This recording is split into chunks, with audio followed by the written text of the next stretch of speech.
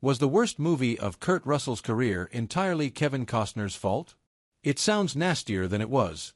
If a movie starring Kurt Russell and Kevin Costner had been released in the late 1980s or early 1990s, when both were at the peak of their powers, it would probably have been a hit, regardless of what it was. Unfortunately, the results were dire when the duo finally shared the screen at the turn of the millennium. So dire, in fact, that despite making his feature debut in 1963 and remaining a near-ubiquitous presence on screen ever since, Russell hasn't been in a single film that scored worse reviews from critics.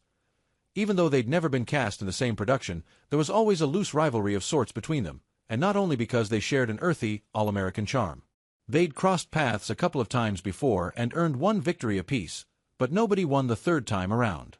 A lifelong baseball fan, Russell had worked with writer and director Ron Shelton to develop a feature about a washed-up veteran who rediscovers his love of the game. When the time came for the studio to stump up the money, though, Bull Durham would only get the green light if Costner played the lead. Several years later, they were inadvertently at each other's throats once again, with Russell headlining Tombstone as Wyatt Earp at almost the same time Costner was producing and playing the title role in Lawrence Kasdan's eponymous western. Neither man budged, and it was the latter who suffered when his interminable 3-hour epic won him a Razzie for Worst Actor and tanked at the box office. By the dawn of the 2000s, neither man was in a particularly fortunate position, career-wise.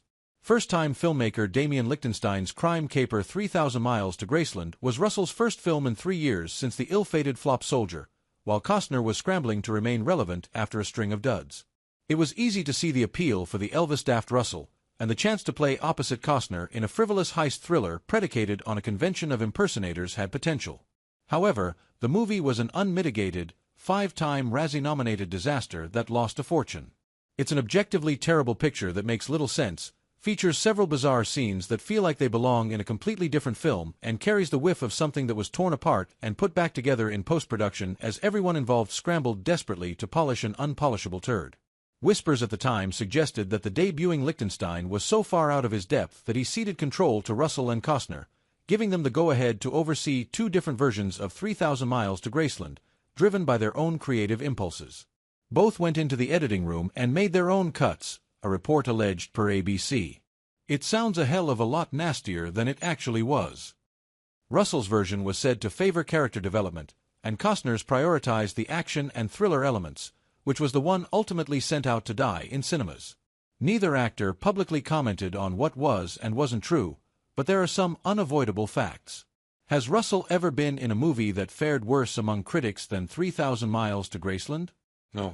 Does Costner have a long history of interfering in his films, often to their detriment? Yes. Was it really that bad? Definitely.